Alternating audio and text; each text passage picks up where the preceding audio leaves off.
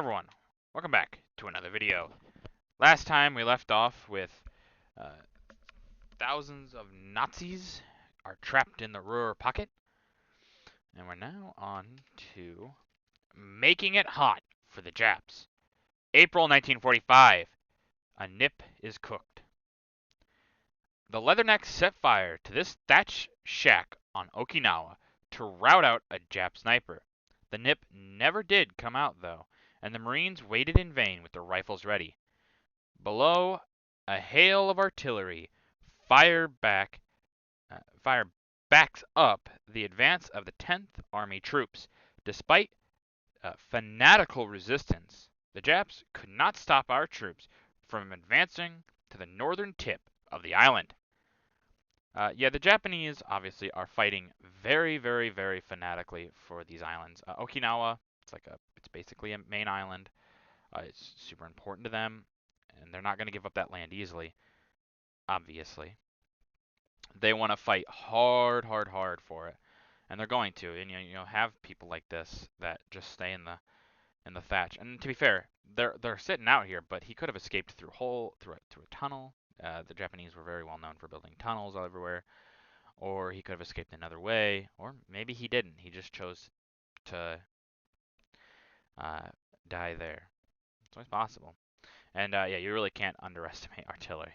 Artillery is so useful in all these engagements because it's always backing up these troops and giving them just that little bit of extra edge. The Yanks make a second landing at Mindanao. Mindanao? No. April 17th, 1945.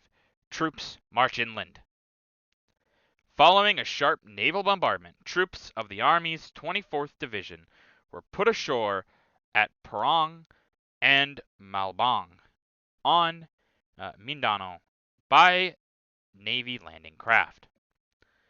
Opposition was light, and after securing this beachhead, the column began the march inland towards their first objective, the capital city of Cotabato, which was captured within 3 days. More of these island hopping. They gotta go, go, go. They can't just stop on one island and go. Americans are landing on multiple different islands at multiple different points. They try to capture as much of these islands as they can and divert any Japanese resistance to different places to try to break it up and loosen it up. And the more you capture, you could leave one island and then go to the islands behind it and go that way and that way and that way. And then the Japanese are cut off, and then you have all this different spots. They really can't do anything. It's just too much. It's overwhelming. Okinawa Battle Casualties. April 1945. The Wounded Walk. Although suffering severe head wounds, a Marine and Navy hospital corpsman are able to go to the rear of the lines on their own power to receive further medical attention. After a comparative lull in the fighting on Okinawa, a new general offensive was begun on April the 19th, and by the end of the month, our troops had torn the Machinato airfield from the stubborn Japanese. Yeah, this is some of these guys. Really got to give them kind of a lot of credit because they are tough SOBs. Like these guys, they took severe head damage, but they are still fighting really hard. And it's just kind of insane to me, the ability of some of these guys. It's crazy. The 9th rolls in to Magdeburg. April 18th, 1945. City is shattered. After furious fighting, the United States Ninth Army captured the important German city of Magdeburg on April the 18th.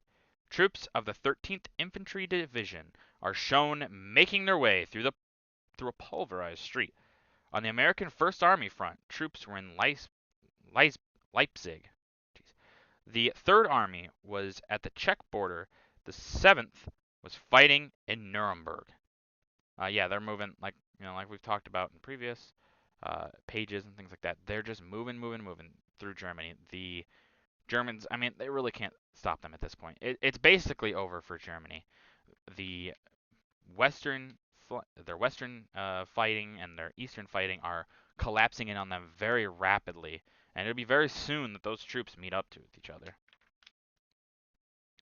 The Japs go swimming in the China Sea, April 18th, 1945. It's a long way to Japan.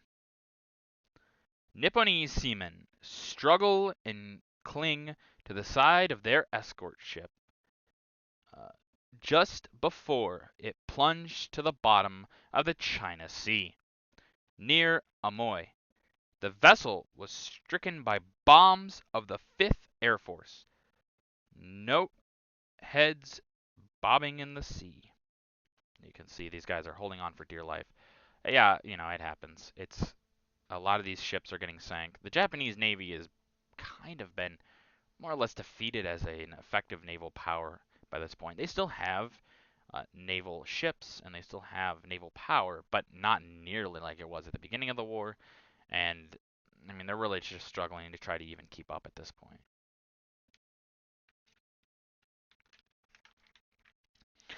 Allied tanks in the ruins of Nuremberg.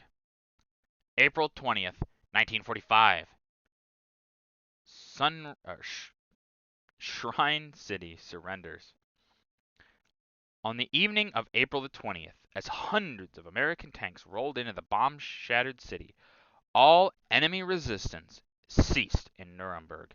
The surrender of this great city, one of the oldest in Germany, was a bitter blow to the Nazis uh, in inasmuch as it had been their chief shrine ever since they came to power. All the great party rallies had been held in the vast stadium, which had been specially built for the purpose, while the city's chief square had been named the Adolf Hitler Platz. The square, like many other parts of Nuremberg, had suffered much destruction, not only from Allied bombing, but also from heavy artillery shelling made necessary by the last Dodge resistance put up by picked SS defenders. Nuremberg had been a center of production for the German war machine, having many large engineering and electrical industries. Many of these factories had been destroyed by the day and night attacks carried out by the Anglo-American Air Forces. On April the 21st, about 14,000 prisoners of war were liberated in the Nuremberg area. The picture shows American tanks progressing at slow pace through the rubble heaps that were once the streets of Nuremberg. Yeah, Nuremberg, a very, very old city, very important city, like they said, for specifically the Nazi Party and obviously the greater German government, I guess at this point you could say. Um, Taking it is a very big deal, and like they said, there's a lot of things going on here, a lot of industry, a lot of political importance, a lot of everything. So getting rid of it really is a huge blow to the Germans, and I mean it's just a sign of more things to come. You really can tell like it's over. If they can't even hold this city, one of such great importance, they're not gonna hold really much else. But that's going to do it for this video. If you guys liked the video, leave a like. If you have anything I can improve on, please leave a comment. Your feedback is always helpful. And always subscribe. It really does help out the channel. Thank you.